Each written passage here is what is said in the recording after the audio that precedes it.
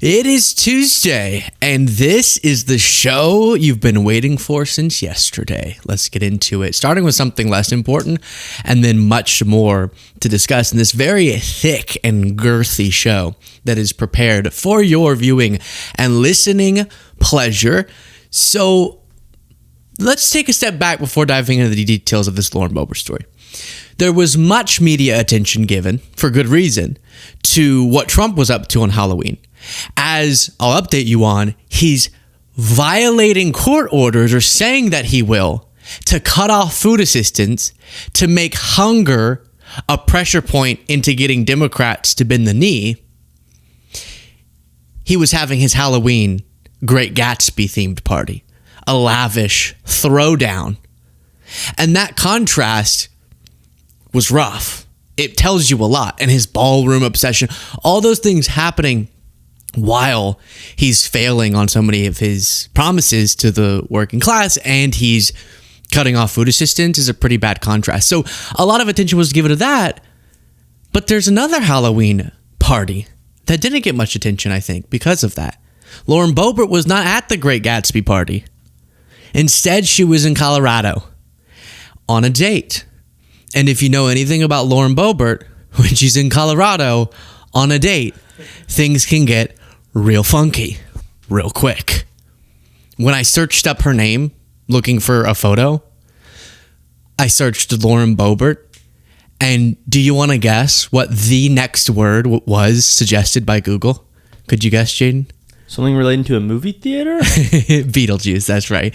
All right, so ABC News reports Representative Lauren Boebert, her boyfriend, Kyle Piercy, a real estate broker from Windsor, Colorado, attended a Halloween party in Loveland, Colorado. Yes!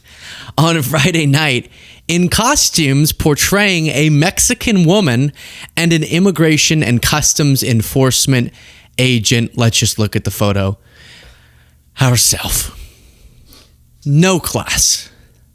No class. Think about the seriousness of what's happening right now and them joking about it with that. But I have a priority to not get outraged because that's the whole point. So I'll just say, ew, Lauren. But should this surprise us? We just saw MAGA influencer Benny Johnson depict himself in AI form as Batman, punching what are supposed to be undocumented immigrants, punching them, including what is appearing to be an Asian woman, just clobbering her in the face. So in that environment, should it surprise us that this is their Halloween costume? This is what they're up to? I mean, as I said, Lauren Boebert is the same person who, if you don't know what the Beetlejuice thing is in reference to, picture her, I don't know if it was with the same guy or a different person she was on a date with, and she got caught on the camera and kicked out of the theater for pummeling her date's crotch in front of people of all ages and vaping. She was bulldozing that thing. She was, what's that game where you whack-a-mole? What's the... Whack-a-mole? She was whack-a-moling her date's crotch. She got kicked out. She flipped the people off. Do you know who I am? So should this really surprise us? No. This is very much in Lauren Boebert's character. She ran a gun-themed restaurant named Shooters. If anyone's going to dress up an environment of communities being horrified and ripped apart in violation of the campaign, well, kind of promise of actually targeting the dangerous criminals. Instead, regardless of immigration status, often people are just being harassed and detained for indefinite amounts of time.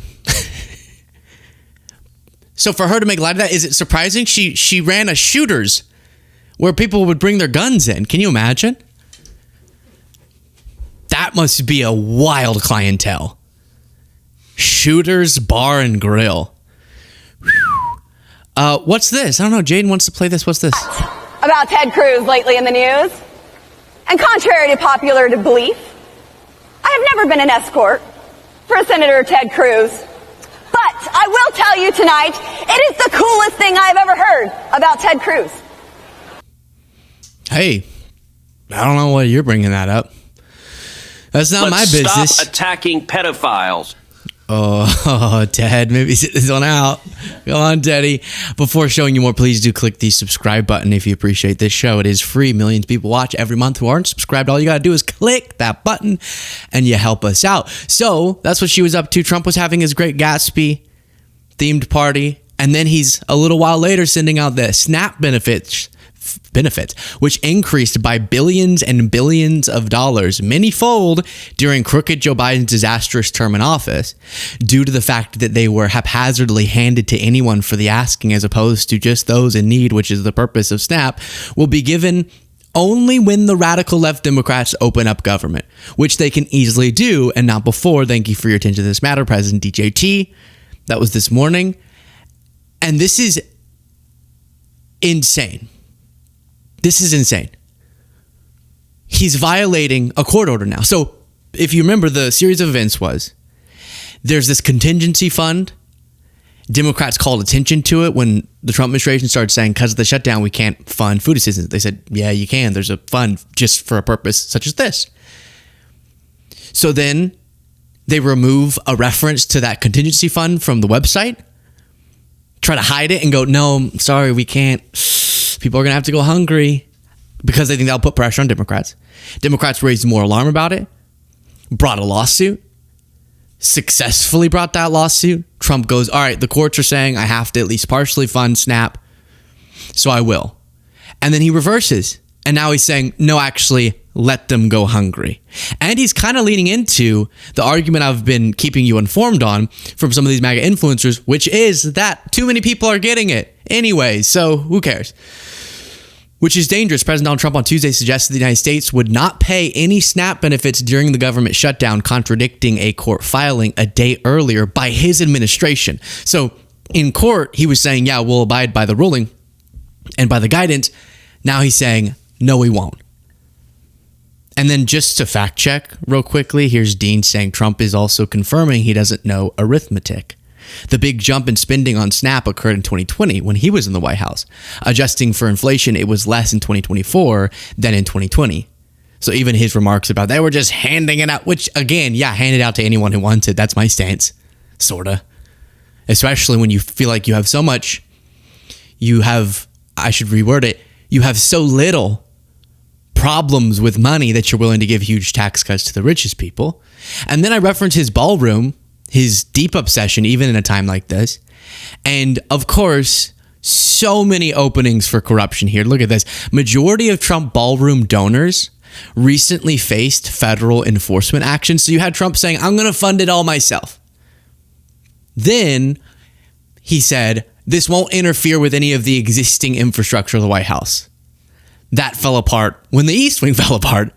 And then he said, okay, well, I'm not paying for myself, but I'm going to get donors to pay for it. And now you learn, oh, is this just another way for people to cozy up to Trump? Yes, is the answer.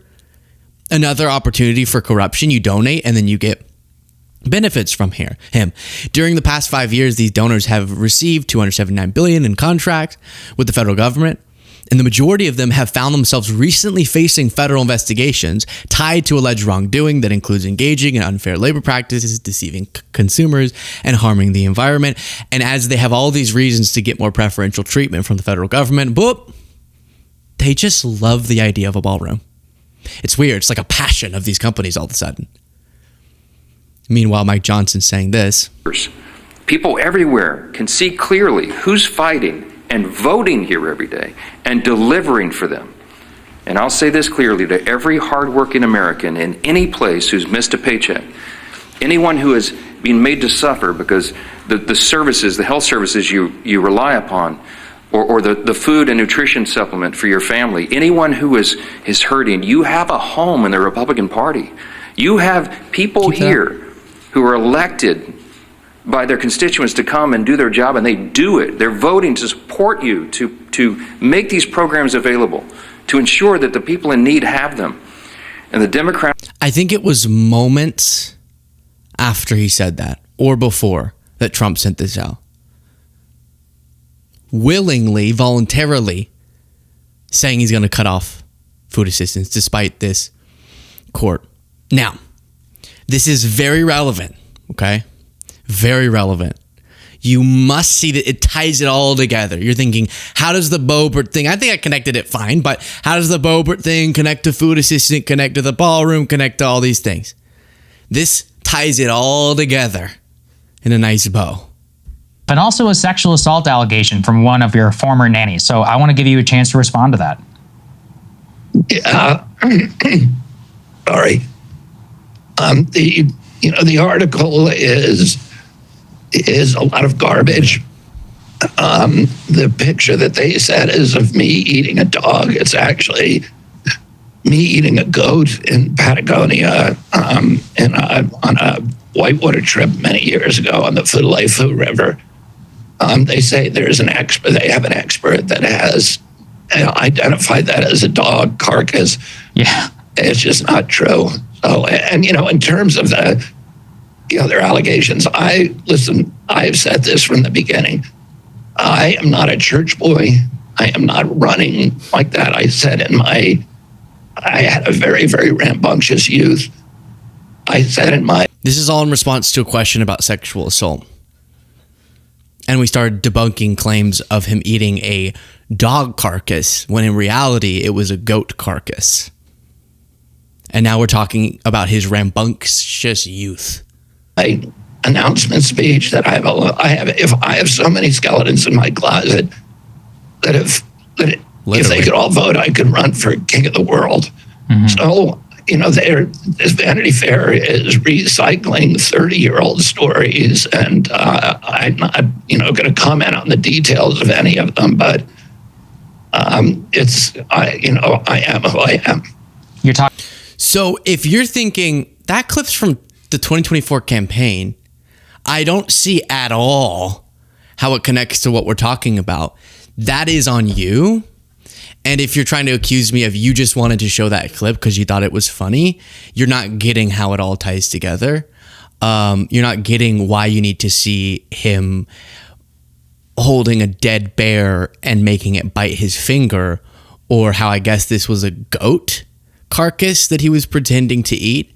And he was very confused after he was nibbling and nomming on goat carcasses or dog carcass, why he got a brain worm. He was very shocked and horrified. So try to tie that all together.